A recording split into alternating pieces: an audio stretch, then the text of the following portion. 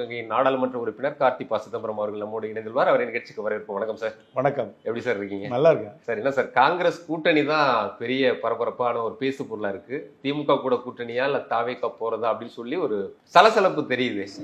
Election வரும்பொழுது இந்த மாதிரி செய்திகள் ஹேஷியங்கள்லாம் வர்றது இயல்பு தான். இன்னும் நத்திங் நியூ.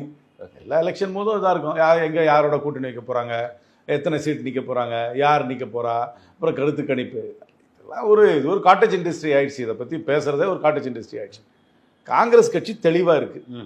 இந்திய அளவில் இந்தியா கூட்டணிக்கு தலைமை தாங்கிறது காங்கிரஸ் கட்சி. அந்த கூட்டணியில் திராவிட முன்னேற்ற கழகம் இந்தியா அளவில் இருக்காங்க. தமிழ்நாட்டை பொறுத்த வரைக்கும் அந்த இந்தியா கூட்டணிக்கு திராவிட முன்னேற்ற கழகம் தலைமை தாங்குது. அந்த கூட்டணியில் காங்கிரஸ் கட்சி இருக்குது. இதுதான் இன்னைக்கு பொசிஷன். இதில் யாருக்கும் எந்த டவுட்டும் வேண்டாம்.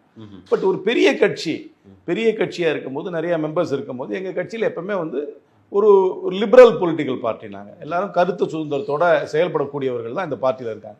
அதனால் அவங்களுடைய கருத்தை சொல்லுவாங்க. அதனால் 1967 ஆட்சியில் இல்லாமல் இருக்கும்பொழுது ஒரு லவுட் திங்கிங் பார்ட்டியில் இருக்க தான் செய்யும். அதை கர்வ் பண்ணவும் கூடாது. அதை எல்லாரும் அவங்க கருத்தை சொல்லும்பொழுது இந்த மாதிரி பல கருத்துக்கள் வருகின்றது. ஆனால் காங்கிரஸ் கட்சி இந்தியா கூட்டணியில் இருக்குது. தமிழ்நாட்டை பொறுத்த வரைக்கும் திராவிட முன்னேற்ற கழகம் அந்த கூட்டணிக்கு தலைமை தாங்குது. அந்த கூட்டணியில் காங்கிரஸ்